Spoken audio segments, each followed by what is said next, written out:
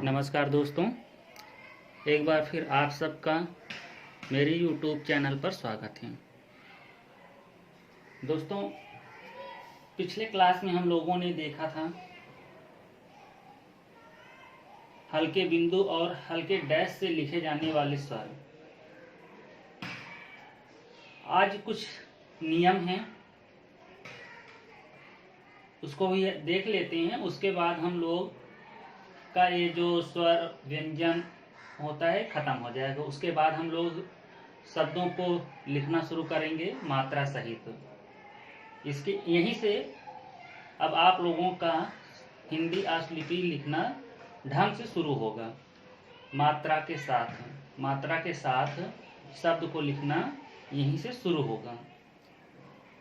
तो जैसा कि हम लोगों ने पिछले क्लास में देखा था कि हल्के बिंदु और हल्के डैश से 6 मात्रा और 6 स्वर लिखे जाएंगे। पहला हल्के बिंदु से लिखे जाने वाले 3 स्वर थे आए, आओ और छोटी ई, और हल्के डैश से लिखे जाने वाले 3 स्वर थे जो कि थे आई, अन और उ।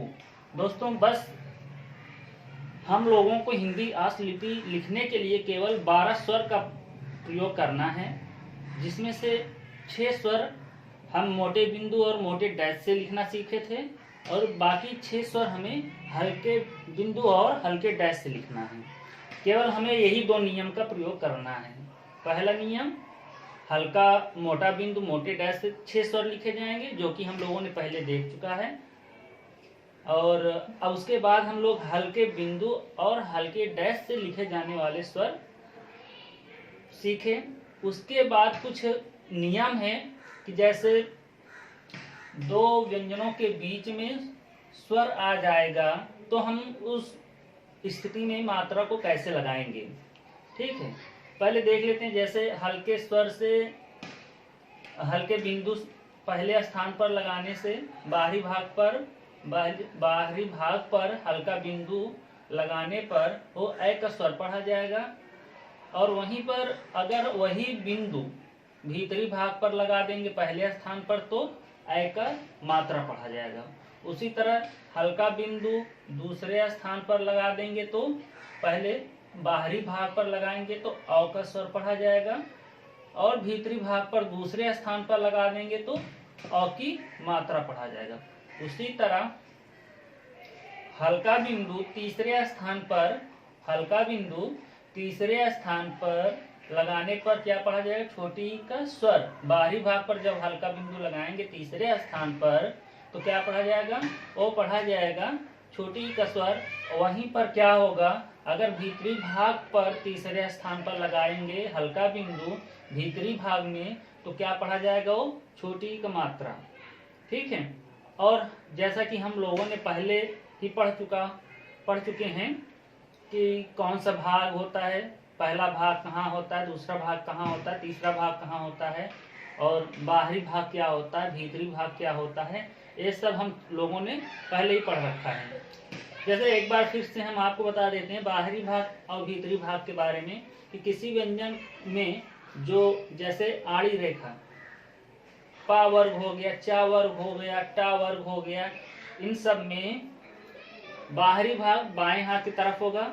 जैसे यहाँ हम देख लेते हैं, जैसे चा वर्ग हो गया, चा वर्ग में बाएं हाथ की तरफ वाला क्या होगा, वो बाहरी भाग, और दाएं हाथ की तरफ वाला क्या होगा, भीतरी भाग। ठीक है, उसी हिसाब से आपको समझना है। और स्थान के बारे में तो पहले ही बता रखा है, फिर भी एक बार आपको हम बता देते हैं कि स्थान कैसे आपको पता चलेगा कि पहला स्थान कौन सा है, दूसरा स्थान कौन सा है। मान लेते हैं ए आपका का व्यंजन है, तो आपका पहला स्थान कौन सा होगा, जहां से व्यंजन शुरू होगा पहला स्थान, जहां व्यंजन खत्म होगा वो तीसरा स्थान, और व्यंजन के बीचों बीच का जो भाग होगा वो दूसरा स्थान। किसी भी व्यंजन में केवल 3 ही स्थान होते हैं, 3 स्थान होंगे और 2 भाग। तो जैसे आपको यह स्थान पता चल गया, व्यंजन जहाँ से शुरू हुआ वो आपका पहला स्थान, व्यंजन जहाँ खत्म होगा वो आपका तीसरा स्थान, किसी भी व्यंजन के जो है पहला और तीसरा जब स्थान पता चल गया है तो बीचों बीच का जो भी स्थान होगा वो दूसरा स्थान हो जाएगा। इस तरह पहला स्थान, दूसरा स्थान और ये हुआ तीसरा स्थान। अब हम देखते हैं भाग, इसमें बाहरी भाग कौन है, भीतरी भाग कौन है। तो जो ऊपर है, ऊपर वाला हिस्सा रहेगा वो बाहरी भाग हो जाएगा, और ये जैसे देखने में भी तो लग रहा है ना बाहरी भाग कौन होगा, भीतरी भाग कौन सा होगा, तो ये आपका हो जाएगा भीतरी भाग। तो यही दो चीज आपको ध्यान रखना है कि स्थान, कौन सा स्थान कहाँ होता है और कौन सा भाग कैसे होता है, कि बाहरी भाग किस साइड में होगा और भीतरी भाग किस साइड में होगा। ठीक है, ये हुआ आपका भाग और स्थान। उसके बाद क्या होता है, जैसे अब हम लोगों ने हल्के बिंदु से लिखे जाने वाले 3 स्वर के बारे में पढ़ लिया कि अगर हम बाहरी भाग में बिंदु लगाएंगे तो ओ स्वर पढ़ा जाएगा, भीतरी भाग में हम क्या करेंगे, बिंदु लगाएंगे तो ओ मात्रा, उसी स्वर का मात्रा पढ़ा जाएगा। जैसे यहाँ पर आई है, आई और आई पहले स्थान पर लगाएंगे हल्का डैश, ये है हल्का डैश आपका, हल्का डैश लगाने से पहले स्थान पर आई या आई पढ़ा जाएगा। और उसी को हम, जैसे अब इसका कोई मात्रा है नहीं आई और आई का, तो उसके लिए हम कैसे समझेंगे, जैसे आपका कोई आएगा या मलाई, लास्ट में आई आ जाएगा, शब्द के लास्ट में आई आ जाएगा, तो उसके लिए हम, ये तो हमें पता ही है कि भीतरी भाग में लगाने से वो मात्रा ही पढ़ा जाता है।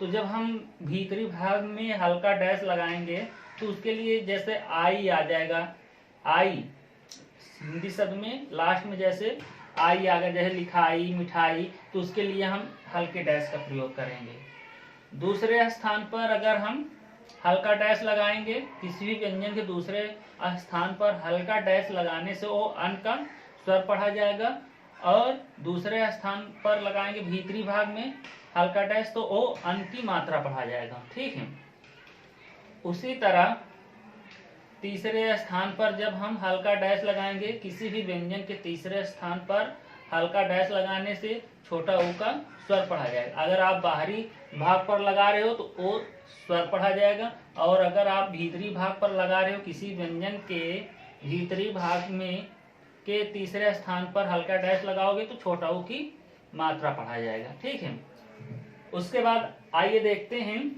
ये आपका रहा स्वर के बारे में आपको फिर से मैं एक बार बता दिया। अब इसके बाद जो खास नियम है कि अगर दो व्यंजन के बीच में स्वर आता है तो अब हम मात्रा कहाँ लगाएंगे, इसका मेन कारण यही है, बताने का कारण यही है कि अगर बीचों बीच स्वर आ जाएगा, किसी व्यंजन में बीच में स्वर आएगा, तब हम मात्रा कहाँ लगाएंगे, तो उसी का नियम हम आपको बताने जा रहे हैं। फिर इसको पढ़ने के बाद फिर हमारा स्वर जो है खत्म हो जाए। अभी तक हम लोगों ने पूरा एक स्वर पढ़ लिए हैं। अब इसके बाद हम लोग क्या देखेंगे कि दो व्यंजनों के बीच में अगर कोई स्वर आता है या मात्रा आता है तो उसका प्रयोग हम कैसे करेंगे। ठीक है, आज से हम लोगों ने मात्रा पढ़ के खत्म कर दिया। अब क्या है कि कुछ बिल्कुल खास नियम है, उसी को हम देखेंगे। इसके बाद से अब हम लोग मात्रा नहीं पढ़ेंगे, अब हम लोग मात्रा से मात्रा लगाकर सब लिखेंगे और फिर आगे ही हम लोग बढ़ते जाएंगे। ठीक है, अब हम लोगों का यहीं से स्टार्ट होता है काम।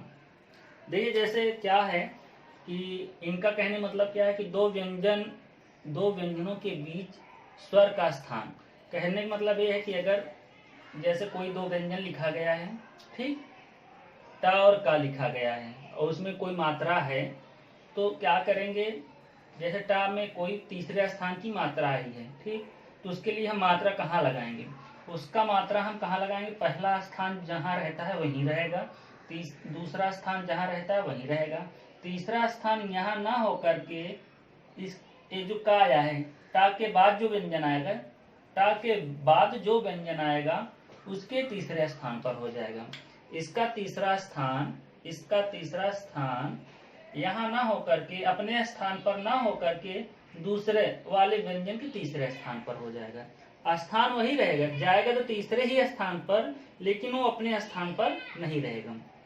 जैसे यहाँ देखिए, पहला स्थान यहाँ रहेगा, दूसरा स्थान यहाँ रहेगा, अब तीसरा स्थान यहाँ होना चाहिए, तीसरा स्थान यहाँ होना चाहिए, लेकिन यहाँ ना होकर के जो टा के बाद व्यंजन आया है उसके बाहरी भाग के तीसरे स्थान पर हो जाएगा। ऐसा इसलिए होता है क्योंकि मान लीजिए अगर तीसरा स्थान हम यहाँ दे दिए, तीसरा मात्रा यहाँ लगा दिए, इस व्यंजन का मात्रा हम इसी स्थान पर लगा दिए, तो उसके बाद जो व्यंजन आया है, मान लीजिए जैसे ए का व्यंजन आया है, तो इसका पहला स्थान भी तो यही है, पहला स्थान ए हुआ, दूसरा स्थान ए हुआ, तीसरा स्थान है, तो इसका पहले व्यंजन का तीसरा स्थान और दूसरे वाले व्यंजन का पहला स्थान ये हो जाएगा मिक्स इसी में, तो हो जाएगा बड़ा कंफ्यूजन। तो कंफ्यूजन ना होने के कारण कि यहाँ पर कोई दिक्कत ना हो, दिक्कत ना रखने के कारण हम क्या किए हैं, पहले व्यंजन का तीसरा स्थान जो है हम उसके बाद जो व्यंजन आया है उसके तीसरे स्थान पर कर दिए हैं। कहने मतलब ये है कि जब कोई मात्रा आएगा यहाँ पर लगाने के लिए, तो यहाँ हम पहले व्यंजन के तीसरे स्थान पर ना लगाकर दूसरे व्यंजन के तीसरे स्थान पर लगा देंगे। जैसे यहाँ पहला स्थान यथास्थान पर है जहाँ पर होना चाहिए, दूसरा स्थान वहीं रहेगा, तीसरे के लिए हम क्या करेंगे, उसके बाद जो व्यंजन आया है, का के बाद जो व्यंजन आया है उसके हम तीसरे स्थान पर कर दिए। यहाँ देखिए, यहाँ पर लगेगा, अगर यहाँ कोई मात्रा आएगा लगाने के लिए तो यहाँ ना लगा करके हम इस व्यंजन के तीसरे स्थान पर लगाएंगे। ठीक उसी तरह इसमें देखिए, जैसे पहला स्थान मतलब ये हुआ कि अगर कोई मात्रा आएगा यहाँ लगाने के लिए तो यहीं लगाएंगे, कोई मात्रा पहले स्थान वाला आएगा तो यहीं लगाएंगे, यहाँ पर लगाएंगे, दूसरे स्थान वाला मात्रा आएगा तो यहाँ लगाएंगे। जैसे आ गया अ वाला मात्रा आएगा तो दूसरे स्थान पर ही लगाएंगे, लेकिन अगर तीसरे स्थान पर लगाने वाला मात्रा आएगा तो यहाँ ना लगा करके उसके बाद जो व्यंजन आएगा उस व्यंजन के बाहरी भाग के तीसरे स्थान पर लगाएंगे। केवल खेला यहाँ पर तीसरे स्थान का है, बस केवल तीसरे स्थान के मात्रा को हम हटा रहे हैं। जैसे यहाँ पर पहले स्थान की मात्रा यहाँ पर लगेगा, दूसरे स्थान की मात्रा यहाँ लगेगा, तीसरे स्थान की मात्रा यहाँ ना लगा करके इसके बाद जो व्यंजन आएगा उसके तीसरे स्थान पर हम लगाएंगे। बस केवल इतना समझना है, बस कि केवल हमें तीसरे स्थान की मात्रा को सरका कर हटाना है। बस पहला स्थान का मात्रा यहाँ लगेगा, दूसरे स्थान का मात्रा यहाँ लगेगा, तीसरे स्थान मात्रा यहाँ लगना चाहिए लेकिन यहाँ ना लगा करके इसके बाद जो व्यंजन आया है यहाँ पर लगा देंगे। इसके बाद हम देखेंगे, जैसे यहाँ देखिए, पहला स्थान ये होगा, दूसरा स्थान जहाँ है वही होगा, मतलब अगर पहले स्थान की मात्रा आएगी तो जहाँ पहले स्थान की मात्रा लगता है वहीं लगेगा, दूसरे स्थान की मात्रा जहाँ लगना चाहिए वहीं लगेगा, तीसरे स्थान की मात्रा यहाँ लगना चाहिए लेकिन यहाँ ना लग करके इसके बाद जो व्यंजन आया है उसके तीसरे स्थान पर लगेगा। बस इतना ध्यान रखना है। देखिए क्या होता है ना, जैसे कि अगर अभी आप ऐसा लिखते हो कि यहाँ जिसका जो स्थान है वही स्थान देते हो, तो इसमें कैसे मिक्सअप हो जाएगा, पहला स्थान ए, दूसरा स्थान ए, तीसरा स्थान ए, ये तो इसका सही क्रम है। लेकिन अगर इस व्यंजन का स्थान हम देने लगेंगे कि पहले स्थान की मात्रा आएगा तो यहाँ लिखेंगे, तो देखिए इस व्यंजन का तीसरा स्थान और इस व्यंजन का पहला स्थान मिक्स हो जा रहा है। तो इसी वजह से ऐसा किया गया है कि ये मिक्स ना हो आपस में। ठीक है, जैसे यहाँ पर देखिए, पहला स्थान, दूसरा स्थान, तीसरा स्थान, ये तो ठीक है, लेकिन अगर इसका हम पहला स्थान दूसरा स्थान इधर करेंगे, पहला स्थान दूसरा स्थान तीसरा स्थान, तो देखिए पहला और तीसरा स्थान मिक्स हो जा रहा है। तो ये मिक्स ना हो आपस में, इसी को अलग अलग रखने के लिए हम लोग मतलब लेखक ने ऐसा नियम बनाया है। जैसे अभी आप यहाँ देखिए, आपको लिखना है इमली लिखना है, तो इमली के लिए क्या करना है, माँ बनाएंगे फिर ला बनाएंगे। अब देखिए छोटी स्वर के लिए क्या करते हैं, तीसरे स्थान की ए है, हल्का बिंदु हम कहाँ लगाएंगे, व्यंजन के तीसरे स्थान पर, यहाँ लगा देंगे तीसरे स्थान पर। लेकिन अब देखिए अगर हम यहाँ पर तीसरे स्थान पर हल्का बिंदु लगा देंगे तो अब एक कंफ्यूजन हो रहा है कि ये जो हल्का बिंदु है वो पहले व्यंजन का है या दूसरे व्यंजन का है। तो इसलिए ऐसा नियम बनाया गया कि ताकि कंफ्यूजन ना हो। तो यहाँ पर ना लगा करके माँ के बाद जो व्यंजन आया है ला, उसके तीसरे स्थान पर हल्का बिंदु लगा देंगे। जब हल्का बिंदु लगा देंगे तो क्या हो जाएगा, क्या पढ़ा जाएगा, ए जो है पढ़ा जाएगा छोटी ई का स्वर, तो हो जाएगा ई म। अब देखिए ला में बड़ी की मात्रा लगा है, तो ला में बड़ी की मात्रा लगाने के लिए क्या करते हैं, तीसरे स्थान पर मोटा बिंदु।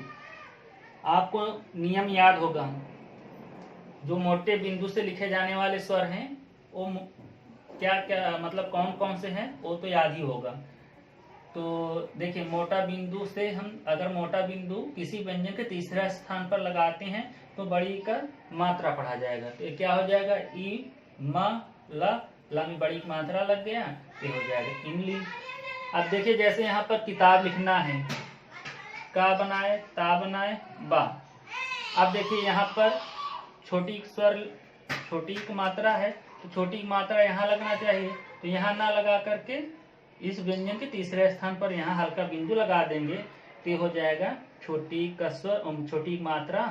पहले का पढ़ा जाएगा, फिर का के बाद यहाँ ध्यान दीजिए कि अच्छा दूसरे व्यंजन के तीसरे स्थान पर मात्रा लगा है, तो इसका मतलब ये मात्रा इसका है, तो की और फिर ता है, ताए बन गया। ता में बड़ा की मात्रा, बड़ा की मात्रा के लिए मोटा डैश का प्रयोग करते हैं, तो मोटा डैश लगा दिए, फिर बा, तो क्या हो गया, ए किताब। इसी मतलब इस स्थान को क्लियर करने के लिए ही दूसरे व्यंजन का सहारा लिया गया है। ठीक है।